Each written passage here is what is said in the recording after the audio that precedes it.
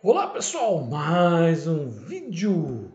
Continuando aqui com a prova da Universidade Estadual do Ceará 2023, segunda fase, as questões 16 a 20. Uma correção ordenada de números complexos é uma progressão geométrica, quando existe um número complexo K não nulo, tal que para cada número inteiro positivo n, tem-se a relação z de n mais 1 é igual a k vezes z de n, em que o número k é a razão da progressão. Então, seja aqui o Z1, Z2, Z3, Z4, tem-se uma progressão geométrica cuja razão é igual a K.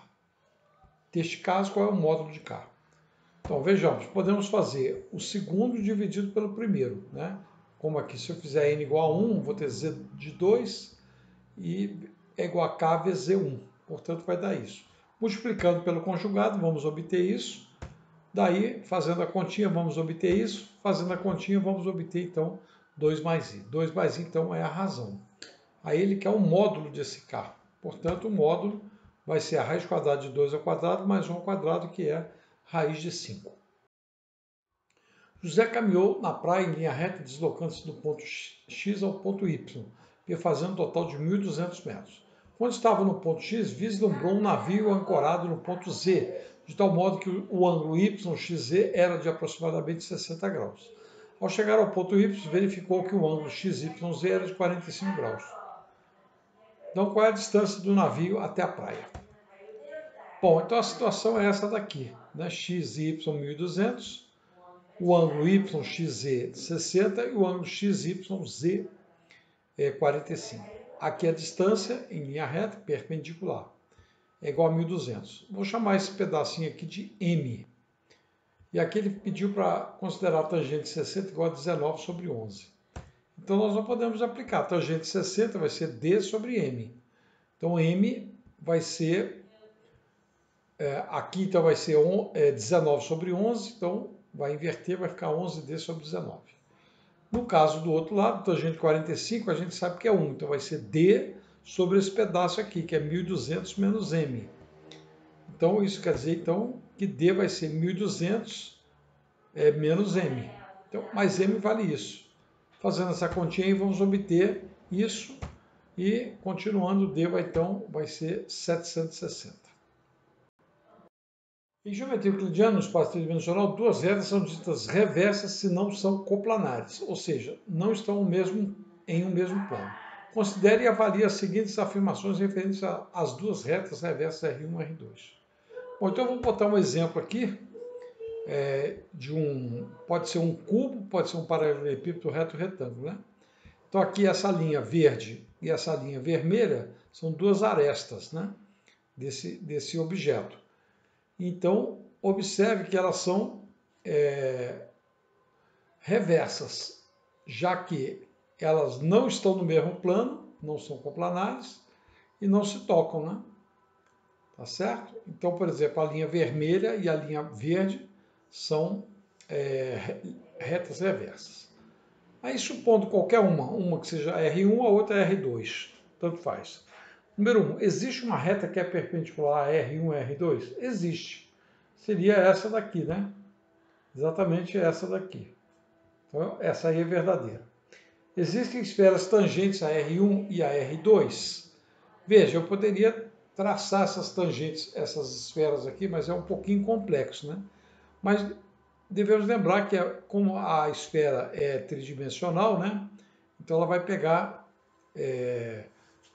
três planos, né? Três planos. Então eu posso tranquilamente passar a esfera aqui, né? E vai pegar tanto esse segmento aqui como esse segmento aqui. Ou seja, ela vai passar aqui e ao mesmo tempo vai passar aqui também, né? Então também é verdadeira.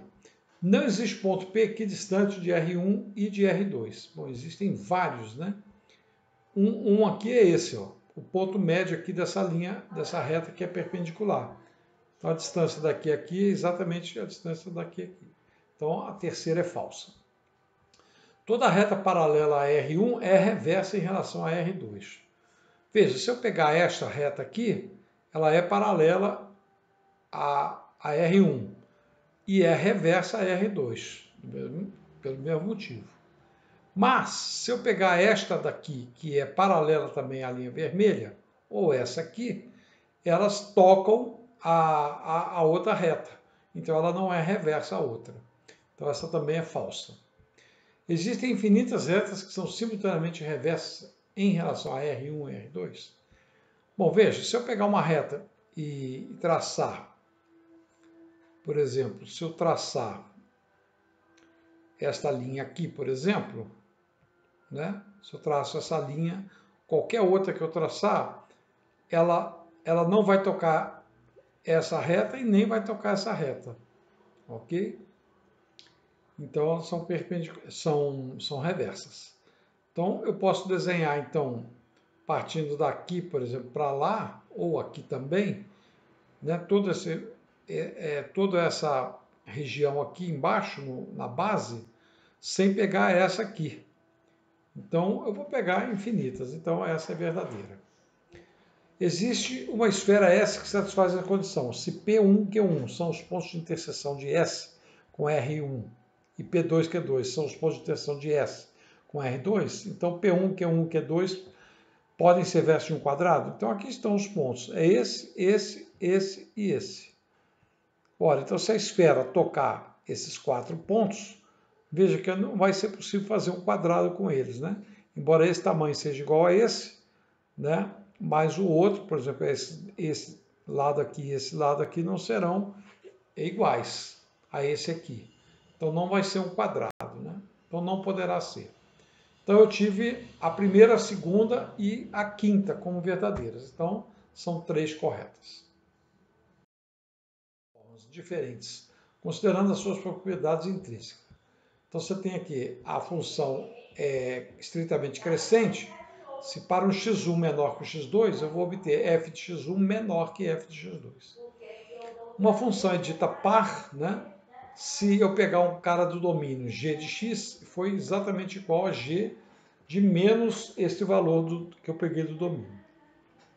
Então aqui estão todas as funções. Vamos escrever uma por uma aqui. Então a função x ao quadrado é uma parábola e, portanto, ela não é estritamente crescente, porque ela decresce e depois cresce.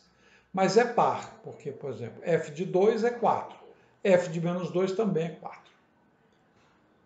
Vamos à segunda, que é x ao cubo.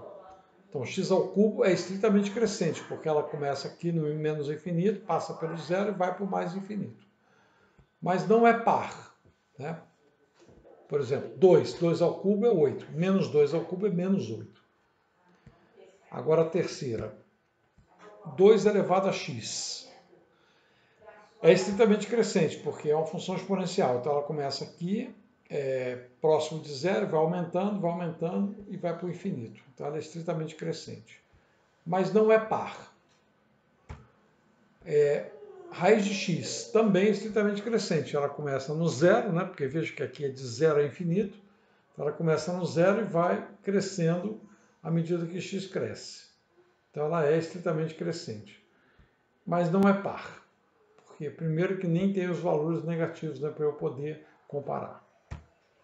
f de 5, log de x na base 2. Ora, sabemos que log de x é sempre crescente. Começa lá no menos infinito, passa pelo 1, vezes o x e vai crescendo para o infinito. Então ela é estritamente crescente, mas também não é par, porque não tem valores negativos. f de 6 é 1 sobre x. Bom, 1 sobre x é uma hipérbole, né? Então uma hipérbole, ela só decresce, né? À medida que x aumenta, né, eu sempre vou ter valores menores. Então é o contrário disso aqui. Então não é estritamente crescente. Também não é par, né? Se bem que aqui pode ser os negativos, mas, por exemplo, meio é diferente de menos meio, então não é par. Agora, a função modular. Função modular, a gente sabe que é um V, então ela não é crescente, mas é par, porque se eu pegar menos 2, módulo de menos 2 é 2, módulo de 2 também é 2. A oitava, cosseno de x. Cosseno de x, ela oscila, vai para cima, vem para baixo, vai para cima, vem para baixo. Então, não é estritamente crescente. Porém, ela é par. Cosseno, por exemplo, de 30 o cosseno de 60 é meio. Se eu pegar o cosseno de menos 60, também vai ser meio. Então ela é par. F9, x mais 1 sobre x. Bom, se eu traçar essa reta aí, desculpa, esse gráfico, né, eu vou obter uma coisa bem estranha aqui, no quarto quadrante e outra no primeiro quadrante. Né, para x positivo, ela fica no primeiro quadrante. Para x negativo, ela vai ficar no terceiro quadrante. Então, ela vai alterar em crescer e decrescer. Então, ela não é crescente. E também não é par.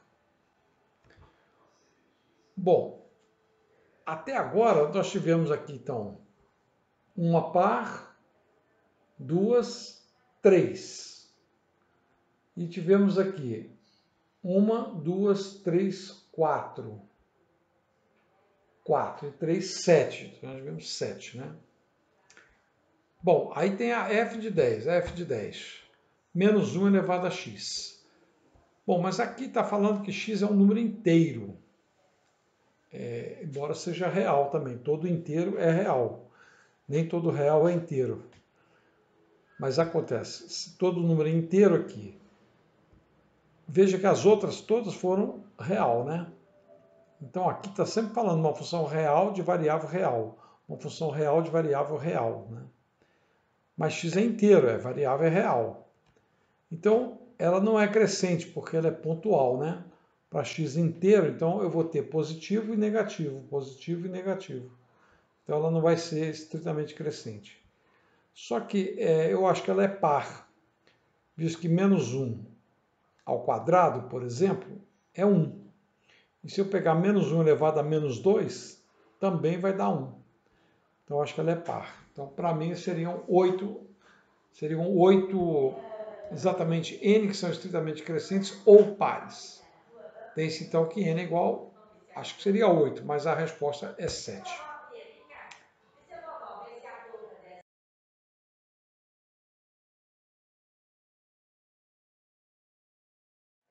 O produto interno bruto revela que o crescimento econômico de um país é um valor numérico monetário que representa a soma de tudo. Blá, blá, blá, blá.